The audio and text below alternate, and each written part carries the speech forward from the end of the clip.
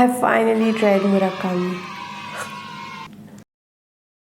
Hi guys, this is Rashmeet Kaur and welcome back to my channel Kitabi Bali Ladki. So as you can see from the title, I have finally read Murakami.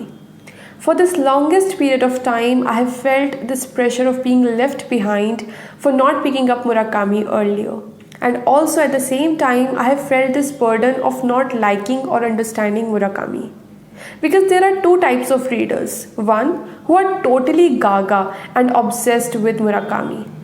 And second, who simply do not understand Murakami. And I didn't want to fall in this latter part because I was picking Murakami out of the burden of liking him. So I didn't read Murakami until I was ready. And oh boy, I was ready. I was finally ready. And as a first timer, I picked up Sputnik Sweetheart. Now, why I picked Sputnik Sweetheart as a first timer, that's an interesting story which I'll tell you shortly, so stay tuned. But before that, let me quickly tell you the review of the book. The story revolves around three characters. Kay, the narrator of the story, is a 25-year-old teacher. Sumiri, she is a 22-year-old college dropout and a struggling writer. And Mew, who is 17 years older than Sumiri and also her boss. Now Kay and Sumiri, they share an inseparable bond as friends. But Kay also loves Sumiri. He has strong sexual desires towards her. Sumiri, on the other hand, is not only oblivion of Kay's feeling, she is also confused about her own sexual orientation until she meets Mew. She falls in love, totally in love with Mew. Mew, what's her stand? Well, I won't tell you her stand because that's a little later in the story. Now on the outset, this will look like a love triangle. Well, it is, but the story is not as simple as it seems. Mew and Sumiri, they go on a business/vacation trip to a small island on Greece. When one day, Kay gets a call from Mew that Sumiri has vanished. She disappears out of the blue into the thin air. Now, where does she go? Does she go on her own will? Did someone abducted her? Now, what's her story? That's how the plot moves forward. So it turns from a sweet, simple love story to a mystery thriller novel. Thus, this is the simple book synopsis. Now, I'll tell you what I liked about the book and what I didn't. But before that, the interesting story that how and why I picked Sputnik Sweetheart as a first timer. Now, I was on Clubhouse where someone who claimed to be a die-hard fan of Murakami, somebody asked him that how we should start reading Murakami, like from where to pick up, from which book to pick up. Because if you say you're a die-hard fan of Murakami, and since Murakami is a celebrated author, the first timers will obviously presume that all of his works are worthy reading. You can start from anywhere, but that is not the case, according to him. Well, he gave a very absurd logic, which everyone believed, including me. So he gave this logic that, pick a book with a red, black and white color scheme, and these are the books which are really good, and editors use this, publishing house or editors use this color scheme because these books are really worth reading, or the best works of Murakami. Look, that was the logic he gave. I don't know, I have no part in that. But while I was purchasing a book of Murakami, I had three options: Kafka on the Shore, Birthday Girl, and this one. Now, Kafka on the Shore is a celebrated novel. Most of the first timers pick Kafka on the Shore only. But when I saw the book, I was like, okay, this is chunky. This is a chunky novel, and this is the first time I am reading Murakami.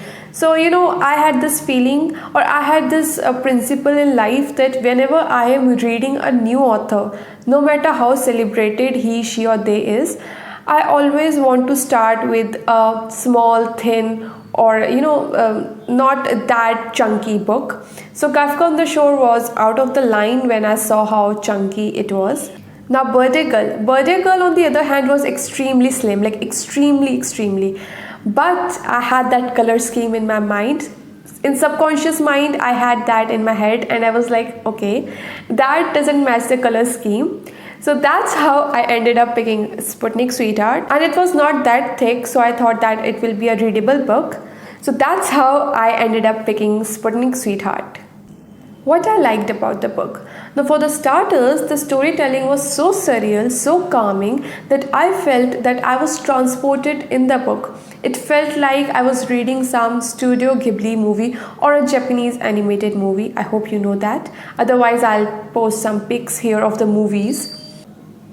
Now, secondly, magical realism is the core of this book. It's quintessential of, I guess, all Murakami's book. Now, magical realism is basically a phenomena or something happening in your real world. So it is not totally fantasy, because in fantasy it is totally imagination, whereas magical realism is something magical happening in your reality, in this real world. So that is magical realism, and I was already familiar with the concept because of Studio Ghibli and Japanese animated movies, and also I'm obsessed with magical realism. So I really liked that part. So if you're not, comfortable with magical realism, then I think you should not even think about picking Murakami, because magical realism is the core essence of his works. Although I'm not a fan of open-end stories, but with this particular book, I really liked how the story ended, because it's not a spoiler, so don't worry. Most of the books of Murakami are open-end. Well, I have read about it, so I know. So open-end stories where you are left at your own interpretation. So you own the story. That's what I like about open-end story, that each story is different from other story. Your own interpretation is different from others' interpretation. You own the story. And I usually don't like open-end story because I find it frustrating that I do not get the closure that I needed. But with this one, I personally liked it, because my interpretation was very similar to the other people's interpretation I read on Goodreads.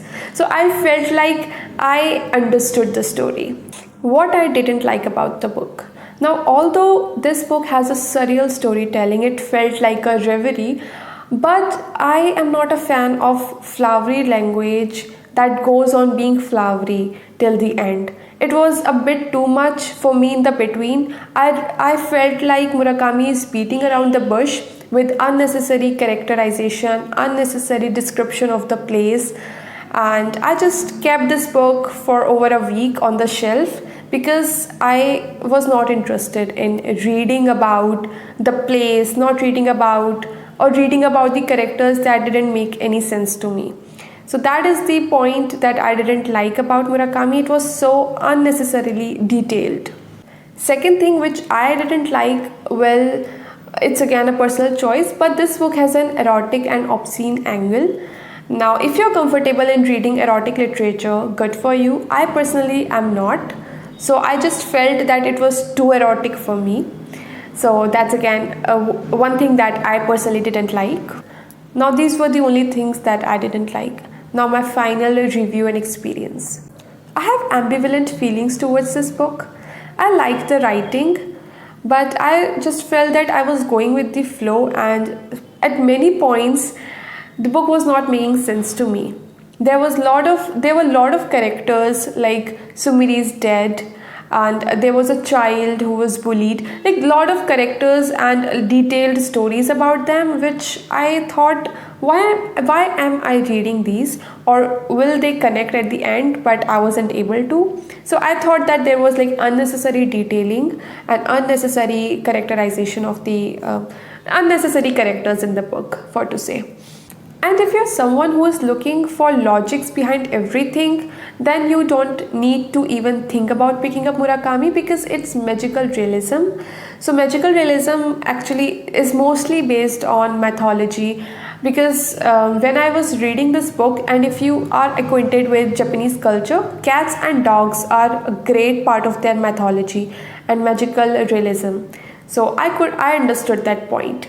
But if you're trying to find logic and rationale behind each and everything, don't pick up this book. And also, if you are someone who do not like to interpret stories, who really want closure, who gets frustrated, then again, don't pick up this book. Now, the last and the obvious question: will I read Murakami again? Well, yes, I will. Of course, I will pick Murakami again, but not so soon. Because since magical realism is quintessential in all of his works, I think I will read Murakami after a gap of 3 or 4 months.